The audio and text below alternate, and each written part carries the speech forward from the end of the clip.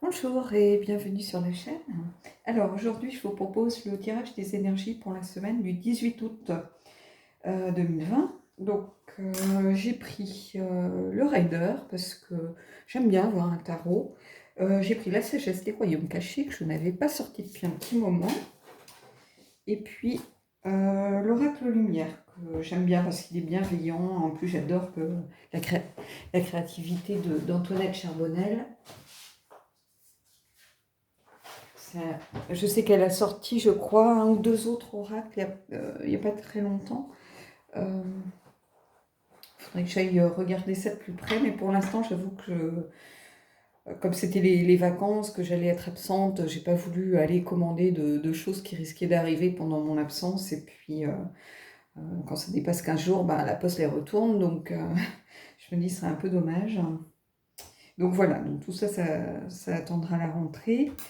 Je vais commencer par la sagesse des royaumes cachés. On va se prendre une carte pour voir un petit peu l'énergie de la semaine.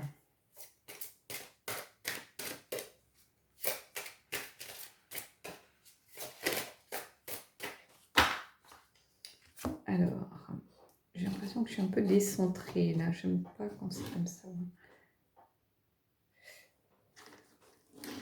Je sais pas ce que j'ai bricolé ou j'ai poussé carrément le truc peut-être. Alors.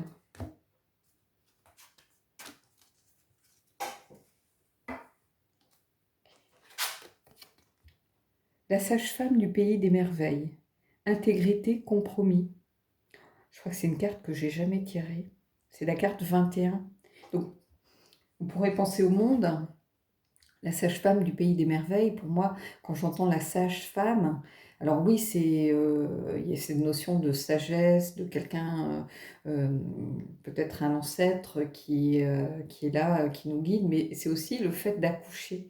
La sage-femme, elle est là pour accoucher les femmes enceintes, les aider à mettre leurs enfants au monde. Et pour moi,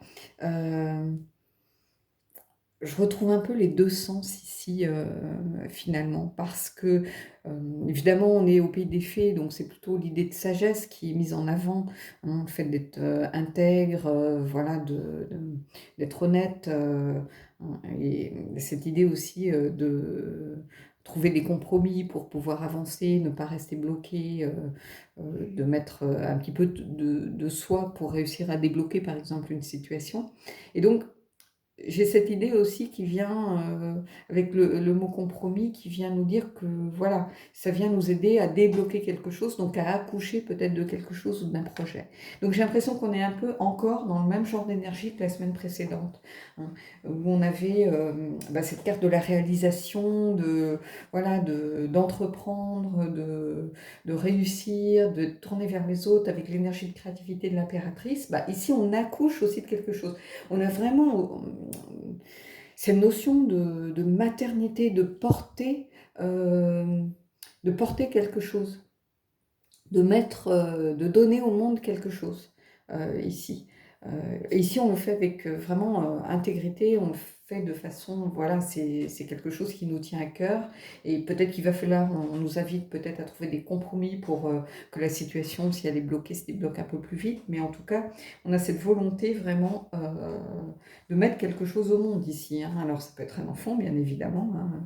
Mais pour moi, ça peut être aussi voilà, un projet professionnel, une relation, hein, peut-être, voilà, qui va demander des compromis de part et d'autre pour réussir à fonctionner pleinement, avec honnêteté et puis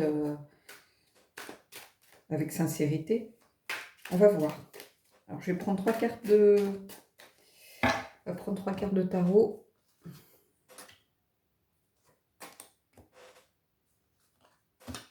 C'est à ce moment-là qu'on a les trois mêmes cartes que la semaine dernière. Je pense pas, mais bon, ça serait quand même dingue. Non. Ici, on a la reine d'épée.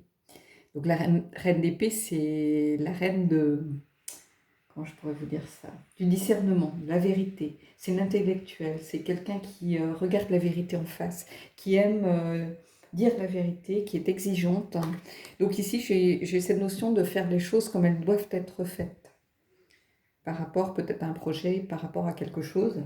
J'ai une recherche d'honnêteté. Et vous voyez, ici, on a intégrité et la reine d'épée. La reine d'épée, c'est la reine qui dit les choses comme elles doivent être dites. Tant pis si ça fait mal, hein. Voilà, c'est quelqu'un d'exigeant et quelqu'un d'intègre. Donc, on a vraiment cette idée, pour le coup, de dire les choses ou de faire les choses comme elles doivent être faites, avec honnêteté, avec justesse. Voilà. Alors, qu'est-ce qu'on a ici? Et ici, on a le chariot. Alors, vous voyez, le chariot, c'est ce tiraillement compromis. Vous voyez, le chariot, c'est le tiraillement entre le bien et le mal, hein, entre la bonne et la mauvaise direction. On a deux énergies qui s'opposent, en fait, hein, qu'il va falloir réussir à maîtriser pour les faire aller dans la direction que l'on souhaite. C'est-à-dire, c'est cette notion, le chariot de conquête, d'avancer, de triompher. C'est une certaine notion de vitesse aussi, hein, le chariot, d'avancer voilà, assez rapidement, hein, de ne pas rester bloqué dans une situation. Donc si on veut avancer ici, c'est ce qu'on vous dit, hein, voilà, l'énergie du chariot est là pour vous dire, bah, le compromis va vous aider à ne pas rester bloqué, à avancer.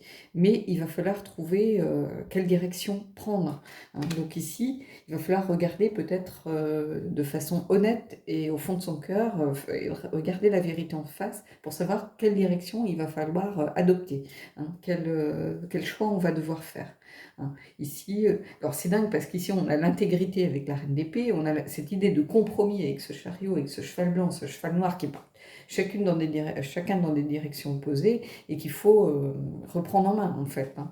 Alors on va voir ici ce que ça vient nous dire. Et ici, on a le cavalier d'épée.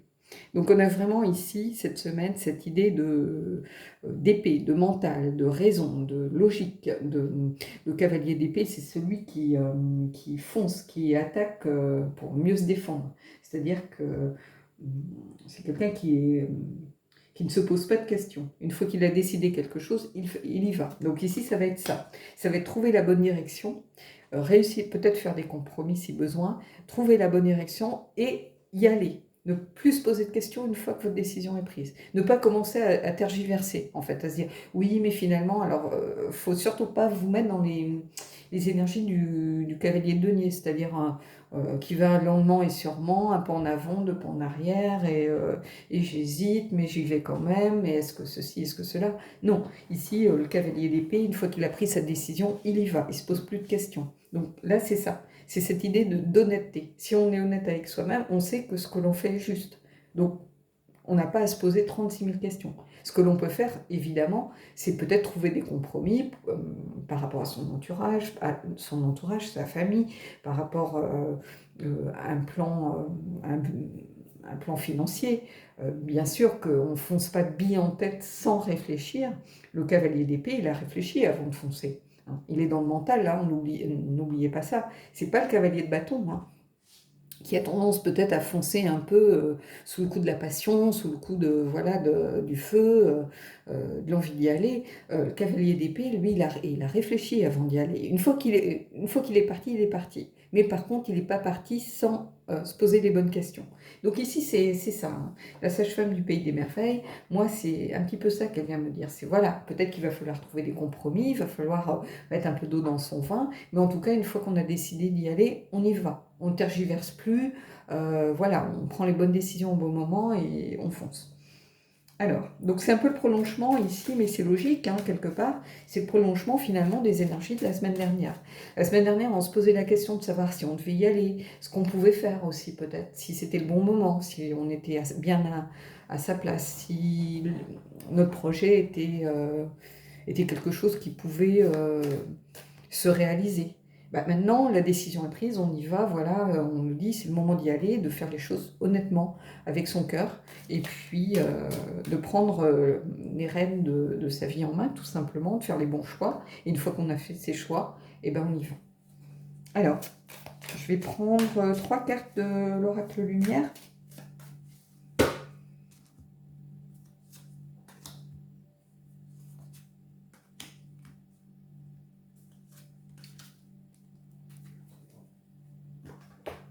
Alors, ici on a la chapelle. Donc, guidance, recueillement, signe. Donc, ici, cette idée de chapelle qui vient se compléter un petit peu la reine d'épée, c'est-à-dire que cette reine d'épée, elle est dans le discernement, c'est-à-dire qu'elle sait très bien lire les signes qu'il y a autour d'elle, elle sait très bien lire les signes qu'on lui envoie, qu'elle trouve sur sa route, hein, elle est dans la raison de toute façon, donc elle a un esprit d'analyse. Donc ici, le recueillement, les signes et puis la guidance, en fait, c'est savoir mettre à profit, mettre, tirer le meilleur en fait de ce que le meilleur de son mental, c'est-à-dire de son esprit d'analyse, de peut-être qu'on va recevoir une guidance, peut-être qu'on aura des signes sur notre route, et dans ce cas-là, il faut savoir les analyser. Et la reine d'épée, elle sait très bien le faire, ça. Hein. Donc ici, on vous dit, il va peut-être falloir prêter attention aux signes qu'on met sur votre route, mais moi j'ai envie de vous dire, avec la reine d'épée, vous ne pouvez pas vous tromper, parce que la reine d'épée, elle sait très bien faire ça. Elle sait très, très bien utiliser son esprit d'analyse, son sens du discernement, pour réussir à tirer la vérité d'une situation, hein, pour savoir ce qu'il est bon de faire ou de ne pas faire. Donc ici, cette idée d'être dans le recueillement, d'être voilà, d'écouter peut-être les énergies qui sont autour de nous, c'est aussi à ça hein, qu'on vous invite, hein, pour justement pouvoir analyser une situation. Hein. Peut-être que vous n'êtes pas de quelqu'un qui avait l'habitude de prêter attention aux synchronicités, aux coïncidences, même si j'aime pas ce mot-là, mais bon, ça parle beaucoup plus aux personnes qui regardent que peut-être le mot synchronicité. Donc, faire attention aux coïncidences, faire attention à certains signes, faire attention, voilà, à ce genre de choses en fait. Je vais vous raconter une petite anecdote. Je suis en train en ce moment, je suis en train de regarder des vidéos coréennes de ce lifestyle, de cuisine, voilà, de façon de vivre. J'adore regarder ça, ça me berce, je réfléchis pas. Et en regardant une de ces vidéos, j'ai entendu une chanson, et en fait c'est une chanson que je cherche, que j'avais entendue à la télé, je crois non, mais il y a très très longtemps, enfin très très longtemps, il y a plus de 6 mois, presque un an peut-être que j'ai entendu cette chanson. Et là, je l'entends comme accompagnement musical d'une des vidéos. Et je me dis, bah là, maintenant, j'avais mon portable avec moi, donc j'ai pu mettre Shazam pour savoir ce que c'était. Et j'ai enfin trouvé cette chanson. Et alors que d'habitude, je ne fais jamais. Qu'est-ce que je vais aller regarder des vidéos en coréen, puisque c'est traduit par Google Trad, hein, je suppose, à la va que je te pousse. Donc, à la limite, il faut mieux pas mettre la traduction parce qu'on y comprend au moins, on se fie à ses émotions plutôt qu'à essayer de lire un truc qui ne veut rien dire. Et je me suis dit, j'aime bien ce que fait cette fille, donc je regarde et j'entends cette chanson que je cherche, mais depuis les plombs. Donc voilà, il n'y a pas de hasard. Et c'était un signe, en fait, peut-être, tout simplement. Pourquoi je me suis mise à regarder ce genre de choses. Alors, on va regarder la deuxième carte. Et on a ici et maintenant le loup. Alors, ici et maintenant, le chariot, c'est tout à fait ça. C'est l'énergie du moment. Là, on n'a pas le temps de réfléchir, il faut réussir à guider ses chevaux hein, pour pas qu'ils partent chacun dans une direction. Donc ici et maintenant, oui, en fait, moi, c'est ça que ça me raconte. C'est la carte numéro 25, je vais regarder si j'ai un petit mot-clé supplémentaire. Mais moi, c'est ce qui me parle, c'est ça. Le loup, c'est potentiel, instinct, meneur. Je vous mens pas, voilà, je vous laisse regarder. Je ne sais pas si ça fait le focus. Est-ce que le focus se fait? J'ai besoin d'écouter mon intuition afin d'avancer dans la bonne direction. Déjà, il y a des mots ici. J'ai la logique et la vision nécessaires pour voir au-delà de ce que ce monde me renvoie. J'avance avec ténacité et convaincu de mon pouvoir. Voilà, en complément du chariot, je ne suis pas sûre qu'on aurait pu avoir plus belle carte en fait. Parce que c'est exactement ça. Hein. C'est ici et maintenant, en fait, le chariot, c'est ça. Il y a cette idée de rapidité, voilà, de faire les choses de ne pas réfléchir non plus 36 fois, de savoir qu'on est à sa place et de savoir que la direction que l'on prend est la bonne. Donc de faire son choix entre le cheval blanc et le cheval noir et de reprendre sa vie en main. Donc c'est ici et maintenant, c'est pas euh, dans 6 mois, dans 1 an, non, c'est tout de suite. Et ici on a le chakra couronne, part divine. Donc on a beaucoup de cette notion en fait de divin, que rien n'arrive par hasard, que tout est lié en fait. Et moi je crois beaucoup à ça. Je crois que les choses sont liées. L'équilibre du monde, c'est quelque chose où on est tous liés. Euh, chaque action a des conséquences. Chaque action, que ce soit d'une fourmi, que ce soit d'un papillon, que ce soit d'un éléphant, que ce soit d'un humain, peu importe, chaque action est liée. Chaque action a des conséquences sur notre environnement, sur le monde. Et moi, le chakra couronne, ici, cette part divine, pour moi, c'est un peu ça qu'elle vient expliquer. Alors bon, je pense que la créatrice, bénédiction, connaissance, part divine, bah, vous voyez, on a cette idée de, voilà, de part divine, et on a j'ai besoin de reprendre possession de la part divine qui est en moi et j'en prends conscience. Je n'en ai pas peur puisqu'elle me conduit au bon endroit, au bon moment. Je suis validée par l'univers et j'ai la foi en mon potentiel. Donc, ici, c'est ça qu'il nous dit aussi, le cavalier d'épée. C'est-à-dire que lui, une fois qu'il a pris sa décision, il y va. Il croit en son potentiel. Il sait, voilà, qu'il est à sa place. On a cette idée d'être à sa place, vraiment au bon moment, à la bonne place, ici. C'est comme ça que je le ressens ici, avec cette reine d'épée, qui est la reine vraiment, cette idée d'être juste, d'être au bon endroit, au bon moment, d'être dans la vérité. Sans oublier cette part d'intuition, cette part peut-être de divin, d'universalité qu'il y a autour de nous, mais d'être à sa place au bon moment. Voilà. Et le loup est là, ici et maintenant. On ne pouvait pas mieux dire. Bon, bah écoutez, j'espère que ce tirage vous aura plu. Il vient compléter, j'ai presque envie de vous dire, pour ceux qui ne l'ont pas fait, allez peut-être regarder les énergies de la semaine dernière sur la chaîne. Vous allez voir que vraiment, là, pour le coup, les deux se complètent. Vraiment, elle se prolonge en fait. C'est comme si, ici, on était dans le prolongement de la semaine dernière. Complètement. Parce que c'est la suite logique en fait des choses. Donc ici, vraiment, si vous n'avez pas vu le tirage précédent, je vous invite peut-être à aller le regarder pour ceux à qui ce tirage parle. Je pense que l'autre vous parlera aussi pour le coup et peut vous éclairer un peu plus en profondeur par rapport à cette semaine-ci. Ça va vous donner le pourquoi du comment. Voilà. Bon, bah écoutez, j'espère en tout cas que ce tirage vous aura plu et je vous dis à bientôt pour un prochain tirage.